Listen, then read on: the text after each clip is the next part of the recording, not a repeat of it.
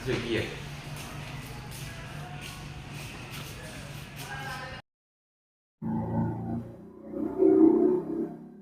Terkait tentang hasil kemarin gimana tuh, Pak?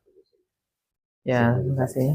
Baiklah, terkait dengan proses pendaftaran pasangan calon pada saat kemarin itu kita telah selesai melakukan proses pemeriksaan kesehatan bagi 4 pasangan calon yang mendaftar ke KPU Kabupaten Agam.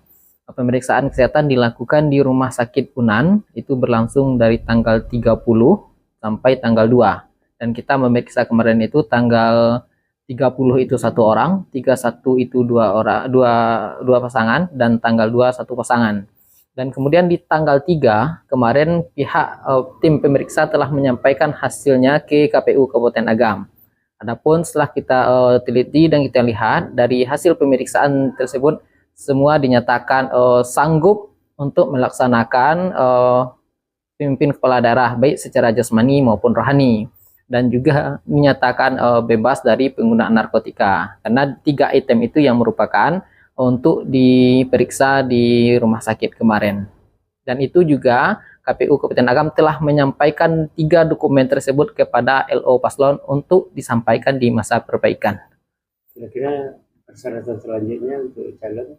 Ya, kemudian selain dari hasil pemeriksaan kesehatan, juga ada beberapa dokumen kemarin hasil penelitian administrasi yang dilakukan dari tanggal 30 kemarin sampai dengan tanggal 4, terdapat beberapa dokumen yang statusnya belum benar.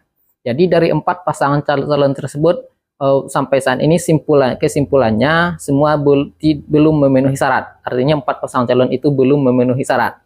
Jadi kedepannya itu di tahapan perbaikan itu tanggal 6 hari ini sampai tanggal 8 itu tim pasangan calon atau LO-nya kembali memasukkan dokumen perbaikan.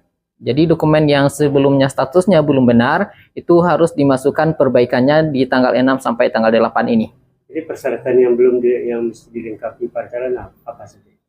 Dari persyaratan semua dimaksud di dalam pasal 14 itu ada beberapa dokumen itu bervariasi. Ada juga yang surat keterangan bebas pajaknya tidak sesuai dengan ketentuan Dirjen Keuangan Pajak, kemudian juga surat pengadilan.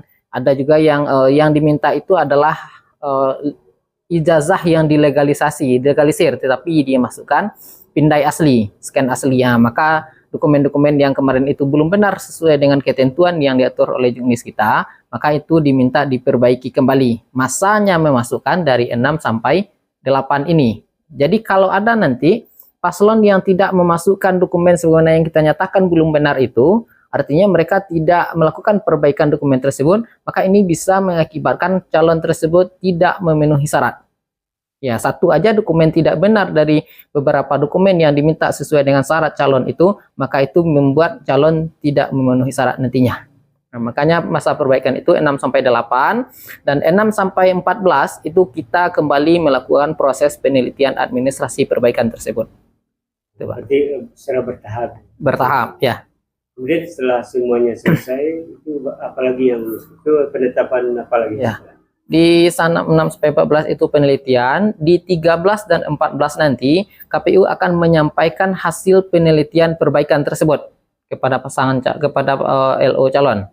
Nah, jadi apa hasilnya? Jika semua dokumen yang disampaikan itu telah statusnya telah benar, maka dia berarti telah memenuhi syarat. Ya, tapi jika ada status dokumen tersebut yang masih berstatus belum benar atau nanti kalau sudah perbaikan itu tidak benar, nah, maka ini menyebabkan calon tersebut tidak memenuhi syarat administrasinya. Nah, kemudian di tanggal 15 sampai 18 setelah nanti KPU mengeluarkan hasil itu ada masa tanggapan masyarakat. Masyarakat bisa memberikan tanggapan jika memang ada hal-hal yang berkaitan dengan syarat calon. Misal soal mungkin ada ijazah tidak asli atau dokumen tidak asli atau ada hal-hal lain yang berkaitan dengan syarat calon. Nah, itu nanti persyaratan tersebut ditampil di pamflet di mana-mana. Nanti akan disampaikan akan diinfokan. Makanya di awal itu kemarin itu ada pernyataan dari calon untuk menyetujui dipublish bagi yang boleh dipublish datanya. Itu kemudian nanti di tanggal 15 sampai 21 KPU juga akan melakukan proses klarifikasi tanggapan tersebut. Jadi kalau ada misalnya tanggapan-tanggapan yang di luar dari konteks syarat calon, itu tidak kita klarifikasi. Nah, jadi kalau yang berkaitan dengan syarat calon itu baru kita klarifikasi. Itu.